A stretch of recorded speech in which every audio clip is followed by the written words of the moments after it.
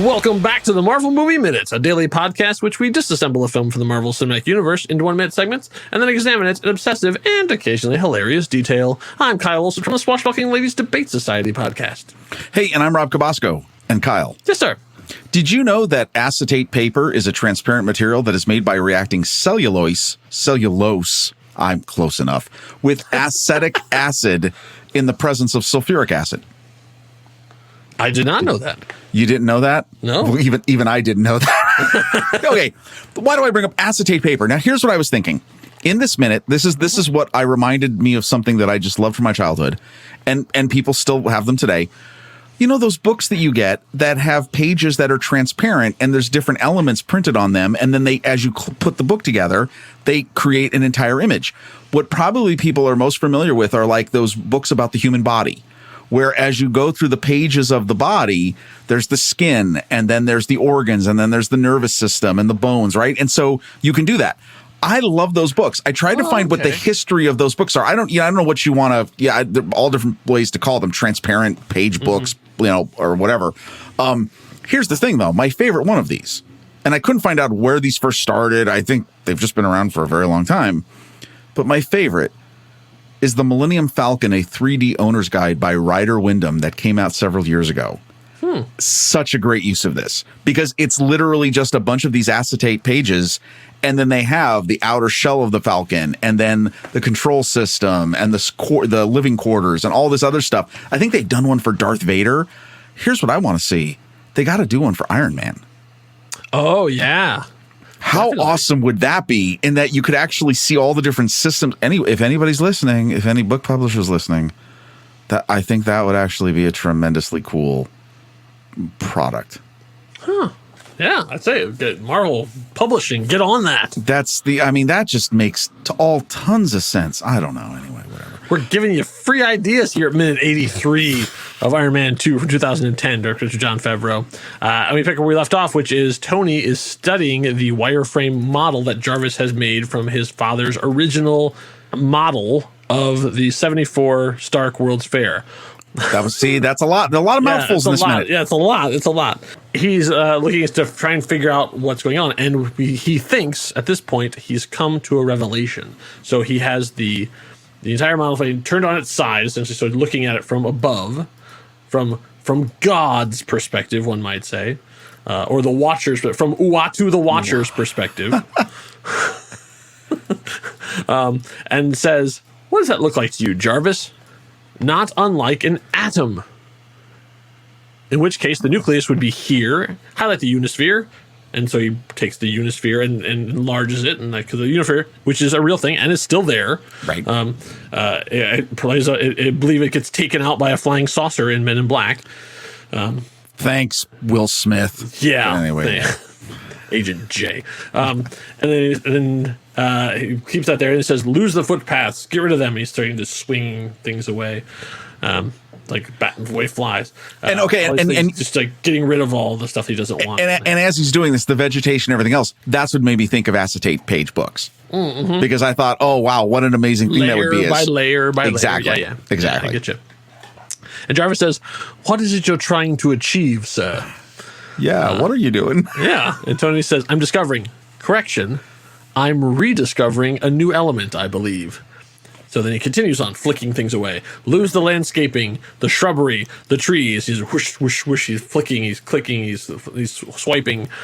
Parking lots, exits, entrances. Structure the protons and the neutrons using the pavilions as a framework. And then sort of sets back and lets Jarvis do his thing. And so then Jarvis starts moving stuff around and then creates essentially this. He creates the spaceship Earth from Epcot Center. Yes. He basically creates a geodesic sphere, like he has basically a full sphere, and then Tony reaches out, and that's where our minute comes to an end. But so there's, like I said, there's not a whole lot. That's it. No. Okay. Obviously, there's a part of me here that I love this. Okay, I don't know how much. The effects are phenomenal. The effects are amazing. Still, it's still great. Incredibly well done. They must have had some of this is probably very tedious work because I'd imagine, the shrubbery. How many trees and all this other stuff. At the same time, it looks incredible. there's so much stuff that feels like is hidden in here, but I don't think there is. I think this is just a lot of wireframe stuff. Yeah. Structures and everything else. There was a moment when he first looks at it as he pulls in on the Unisphere, it looks like an arc reactor. Like, I mean, I think that's somewhat intentional, trying to give you an idea that, oh, yeah, Howard hid something in here. But he figures this out in 27 seconds? Yeah. So, all right, let's since we have some time here because nothing else happens this minute, let's take a minute to unpack this. So, you're Howard Stark. Right. It's 1970, let's say. Right. You're a scientist. You're working at at military. You're doing all this stuff, and you're a futurist. So you're a person who sees a view. Like we've seen, he's building weapons. Yes, he's building bombs and guns and all these things to help murder people. But you're also looking ahead at the future. So you're thinking about the arc reactor. So you've already done the preliminary designs on that. With and had this whole thing with Anton Vanko. So as you're working on this stuff, then you come to this amazing realization that you have figured out how to create a new element, but you realize the science isn't there yet. Like you can see what it would be, but you're looking far down the line till when things are that way. In the same way that in Back to the Future, when Marty goes back to 1950 and the same amount of stuff that fits on a microchip then takes up the entire hood of the car. It's the same. It does the same job, but it's like, so you can see like Doc Brown had the idea for the flux capacitor 30 years before he was actually able to ever create a working one.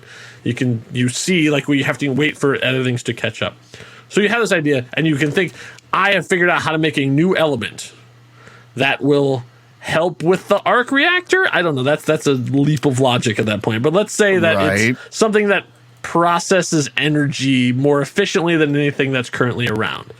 But you don't have access to a nuclear power plant where you could make this kind of thing. You don't have a proton smasher. You don't have the loop. You don't have any of these things that would allow you to do that.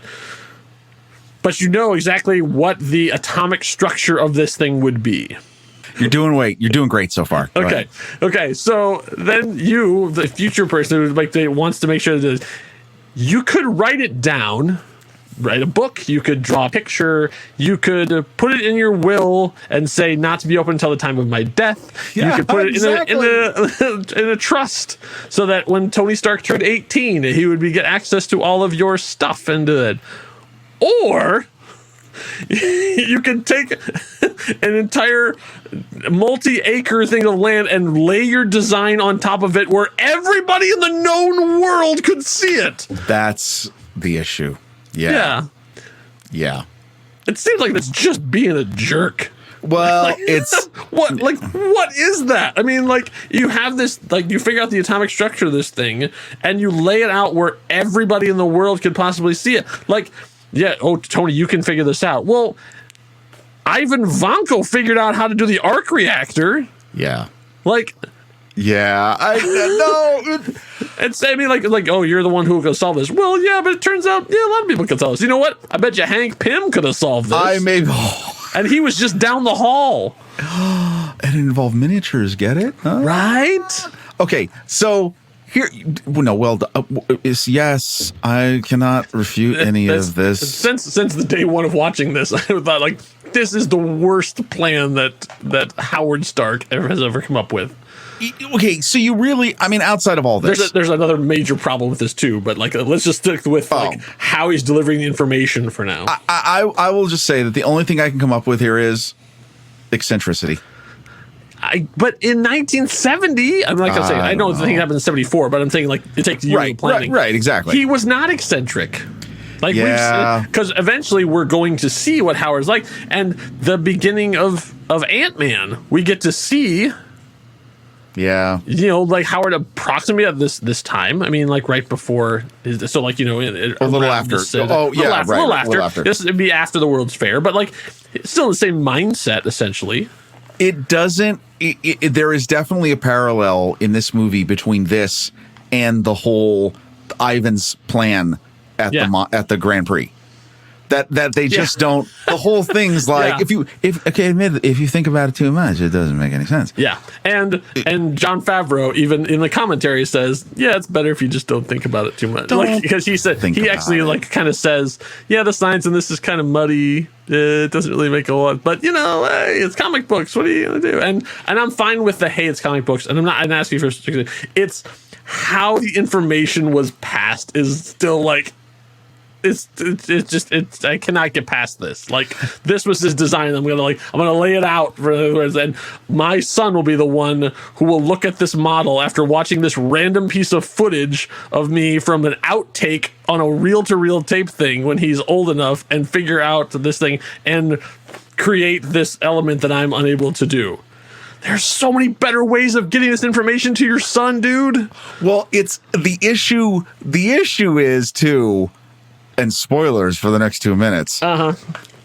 It's he did this faster than it took him to build a massive structure inside his own home. Like, I have got an issue with that. I wish they would have strewn this out a little bit more. But I guess you can't because of timing. Because I mean, time is money here in this point. Yeah, exactly. So I get that. But wow, it just seems super obvious. And okay, that'll be my. I won't raff on it anymore. Like as I bring riff and raff together, right? I'll just say riff that. And raff, riff and raff. Here's the thing. I love, though, you can't deny this just looks amazing. It looks amazing. So mesmerizing. And here's the other thing I love. I think this is the most helpful. We get a better deep dive into the mind, so to speak, of Jarvis. He's thinking this along with him. Yeah. He's really thinking this through, like, oh, yeah, I see where you're going with this. And like his AI is going off to something, which I think is amazing. We haven't seen it that much more. We've seen Jarvis as more of an assistant, not as a colleague. This, we get more of the idea that he's a colleague. Yeah, that's true. Yeah, as opposed to he's not Alexa. Right. Like, exactly. Actually, they're collaborating on this. Exactly. It's still dumb. No. It's okay. This of all the plot points, this is one of the clunkiest in this movie of a lot of clunky plot points. This is like with you just a little bit on that. It's fine. Was there another point you had? But I realized that they actually get much more into it in the next one, so I'm going to save it for minute 84. And also, tease it a little bit, people. You gotta tease the people. There's way more to talk about. People after that epic rant, I'm done with this podcast. Oh no, wait, there's something even more in 84 that you don't want to miss, because I have not yet begun to mildly complain about this film that I had. Come on, it's still good anyway. But I say, like I say, in this is my problem here is story. It is not performance. It is not acting. It is not production design. All that stuff is amazing. And I think even anyone can say this is a well shot film. Shout out to Matthew Libatique who shot. I mean, like, everything looks great in this. I mean, there's a lot of movies out there that are bad and also look bad. Right. But like, this is a movie that I think is not great, but looks gorgeous. Yes. So I never had any problem with that, or in performance-wise and stuff too. I mean, it's well acted, well shot. It's just like there's some fundamental story problems that we're getting right to the heart of right here. Right. And one of those will come again in 84. But yeah, that is literally where it comes to an end. So, in the meantime, if you want to tell me how horribly wrong I am about this, if you want to, say like you're being way too judgmental, or if you got something if you got a no prize, that will go along to like say like, well, actually, if you want to hit me with that, you can do so over on Facebook, because we have our very own Facebook group. It's called the Marvel Movie Minute Next Reel Podcast Executive Lounge. You can find it at facebook.com/group/the next reel. Ask for membership because we're trying to keep out the bots and the weirdos. But even so, I'm happy for a couple of weirdos. If you have some fan theories you want to run by, saying like, well, I think that I'm happy for something. If you come up with something weird and wild and marvelly that can make this actually make a lot more sense, great. Whoa. I want to hear it. I cannot believe you just lowered the bar on the weirdos. That's I did. And I did. We mean that all these affectionately. Episodes. Hey, listen, exactly. We're all weirdos. Like, I'm not. But I think you know the kind. The ones that, Yeah. the ones you don't want commenting on when you post something on Facebook. You're like, oh, please don't, don't. Either or it's that uncle you have, or yeah, exactly. Weirdo uncle has commented. You're like, oh no, and you have this sense of dread as you put your thumb to that notification, like, oh please don't be terrible, please. Well, Those it's are the either ones that we're or they could be the other people that come. exactly. Like, people, so. This is why America is terrible. All right, we know. Oh no, we're just kidding. Thanks for listening. We'll be back here for minute 84 when we discover what this amazing little ball can do and how it will be the solution to all of Tony's problems and maybe solve. Well, I think you know by now. Oh, of course they do. Riddle of his heart. Enough said. Bye.